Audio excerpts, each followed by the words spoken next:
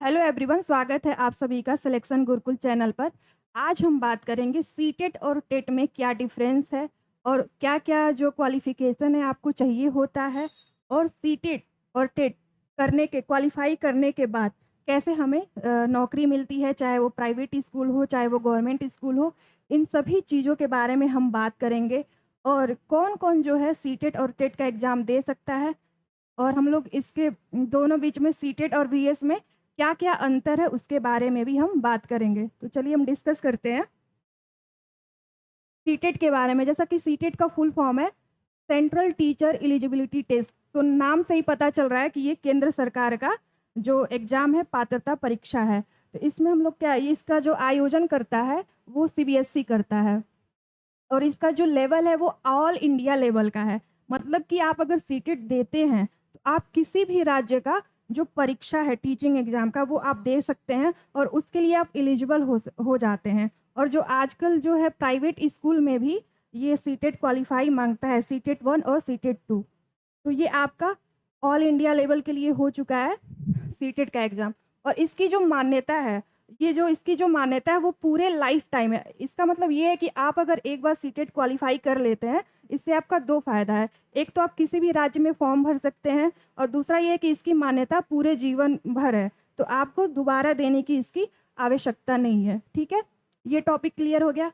और इससे आप किन-किन स्कूलों में आप अप्लाई कर सकते हैं, जैसे कि केंद्रीय विद्यालय है, एनवीएस है, नवोदय विद्यालय है।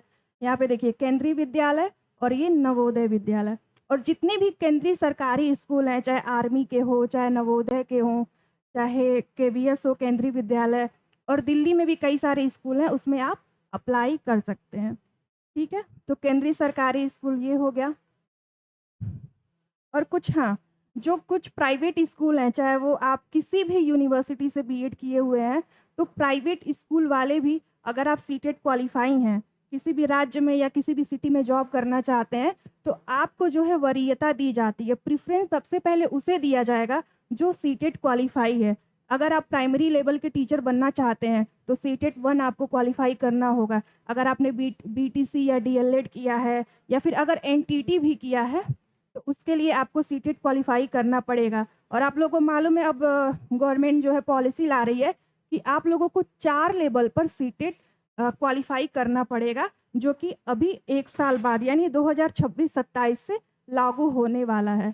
तो इसके कई सारे फ़ायदे हैं। और निजी स्कूल में आपको पढ़ाना है सीटेट 2, जैसे कि जो 6 से क्लास 8 तक होता है, तो वो भी आप क्वालिफाई कर लेंगे, तो अपर प्राइमरी लेवल के लिए आप बहुत अच्छे से किसी भी स्कूल में सेलेक्ट हो सकते हैं। आपको पहले प्रेफ़रेंस दिया जाएगा, और इसके बाद जो आपकी सैलरी होती है, वो भी बहुत अच्छी होती है। ठीक है? तो ये निजी स्कूल भी इसको मान्यता देते हैं अगर आप सीट। और जो एग्ज़ाम का जो लैंग्वेज है, तो ये 20 भाषाओं में इसकी परीक्षा होती है। लेकिन जैसे कि हम लोग जो है इंग्लिश सबके लिए इम्पोर्टेंट है, और हिंदी भी इम्पोर्टेंट है। कुछ लोग संस्कृत से भी इसे दे सकते हैं और उर्दू से भी दे सकते हैं। इसका जो एक लैंग्वेज है जो कि हिंदी है, वो बहुत इम्पोर्टेंट है। तो हिंदी मतलब अनिवार्य है, उसके बाद चाहे आप इंग्लिश चूज़ करें या संस्कृत चूज़ करें। आप जिस सब्जेक्ट से आपने बीए किया है या बीएड किया है, जो अपने पेडागोजी का सब्जेक्ट चूज़ किया था, उसके अकॉर्डिंग आप चूज़ कर सकते हैं। ठीक है? तो ये 20 भाषाओं में इसका एग्ज़ाम कंडक्ट कराया जाता है। और स्कोप देख लीजिए आप लोग, पूरे भारत में पूरे भारत में सरकारी और केंद्रीय विद्यालय में आप अध्यापक बनने के लिए पात्र हो जाएँगे, और ये बहुत ज़रूरी है, क्योंकि गवर्नमेंट ने बोला है, चाहे आप प्राइमरी को पढ़ा रहे हैं, चाहे आप सेकेंडरी को पढ़ा रहे हैं, आपके पास सीटेट क्वालिफ़ाइड होना ही चाहिए। आपको 150 में 90 प्लस नंबर लाना ही लाना है। तो इसके लिए हम लोग आगे क्लास शुरू करेंगे, जो यूट्यूब पर होगा, फ्री ऑफ कॉस्ट होगा। अब हम जान लेते हैं कि टेट क्या है। देखिए, सबसे पहले तो लोग सबको पता है कि जो टेट है वो टीचर एलिजिबिलिटी टेस्ट है। यानी हर राज्य का अलग-अलग टीचर एलिजिबिलिटी टेस्ट होता है। जैसे आप अगर बिहार से हैं तो बिहार टेट होता है, झारखंड से हैं तो झारखंड, और यूपी से हैं तो यूपी टेट। तो ये सिर्फ राज्य स्तर पर होता है, यानी इसकी जो संस्था होती है वो राज्य सरकारें होती हैं। जैसे अगर आप यूपी के हैं तो यूपी टेट है, एमपी के हैं तो एमपी टेट है, और बिहार के हैं तो बी टेट है। और बिहार में 9 से 12 के लिए एस्टेट होता है, जिसकी फॉर्म अभी निकली हुई है। उसे भी आप भर सकते हैं। अगर आपको इंटरेस्ट है बिहार में टीचर बनने का, टीजीटी, पीजीटी लेवल का, तो उसमें भी आपको एस्टेट 1 और एस्टेट 2 क्वालिफ़ाई करना पड़ेगा। तो जो टेट होता है वो राज्य स्तर पर यानी स्टेट स्तर पर होता है। और फिर वैलिडिटी क्या होती है? तो कई राज्यों में जो आजीवन होता है, कुछ राज्यों में 7 वर्ष होता है, कुछ 5 वर्ष होता है। तो आपको ये अगर आप किसी राज्य में भर रहे हैं, तो उस हिसाब से, जैसे कि यूपी में टेट आने वाला है, जनवरी में उसका पेपर होगा, तो उससे रिलेटेड क्या नियम आएँगे, वो आपको नोटिफ़िकेशन में देखने को मिल जाएगा। और इसके बाद कोई भी इन्फॉर्मेशन होती है, तो हम लोग आपको प्रोवाइड करा देंगे। तो टेट का आप लोगों को समझ में आ गया होगा कि हर राज्य का अलग-अलग होता है और ये वहीं मान्य होगा, आप जिस राज्य के हैं, वहीं पर मान्य होगा, ठीक है? टेट का ये हो गया। और राज्य के सभी सरकारी स्कूल में अगर आप टेट क्वालिफ़ाई हैं, तो फॉर्म भर सकते हैं। और जो एडेड स्कूल हैं या फिर अर्ध सरकारी हैं, उसमें भी आप क्वालिफ़ाई करके जा सकते हैं। और राज्य में अगर आप किसी प्राइवेट स्कूल में पढ़ाना चाहते हैं, तो उस राज्य के प्राइवेट स्कूल में अगर आप टेट क्वालिफ़ाई करके जाते हैं, तो आपको मान्यता प्राप्त हो जाएगी, आपको वरीयता दी जाएगी और आपकी सैलरी भी अच्छी मिलती है।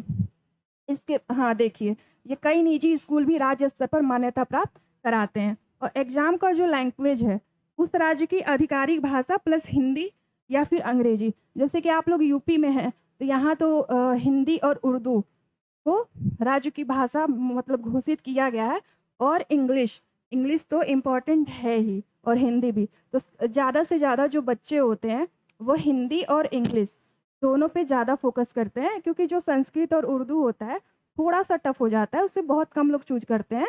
लेकिन सारे लैंग्वेज में आप दे सकते हैं, जिसमें आपको इंटरेस्ट हो, ठीक है? उसके बाद स्कोप क्या है? स्कोप इसका ये है कि केवल उस राज्य में आप टेट अप्लाई कर सकते हैं, जिस राज्य में आपको टीचर बनना है। मतलब आप अप्लाई तो हर राज्य में कर सकते हैं। अगर आपको बिहार में टीचर बनना है, तो आपको बिहार टेट क्वालिफ़ाई करना होगा, जैसे कि वहाँ का एस्टेट है, बीटेट है।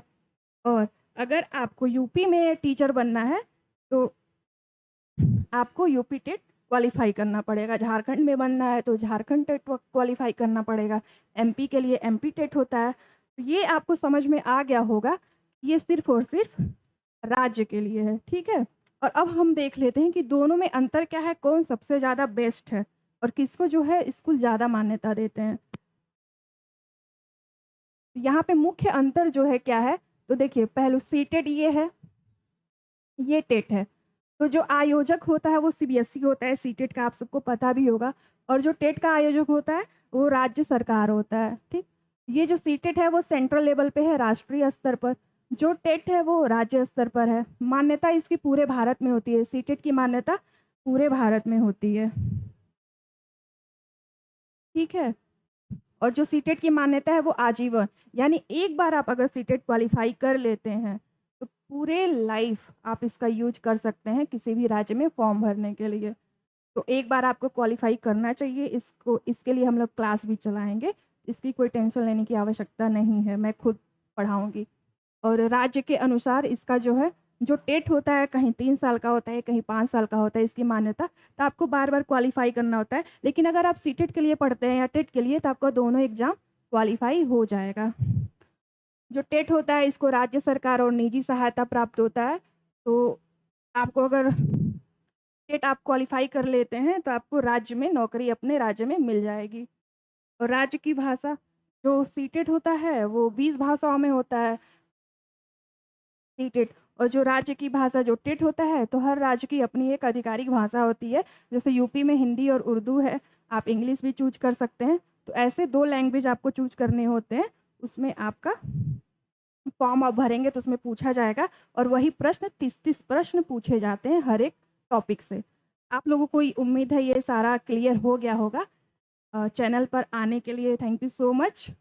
और चैनल को लाइक, शेयर एंड सब्सक्राइब कर दीजिए। Thank you so much.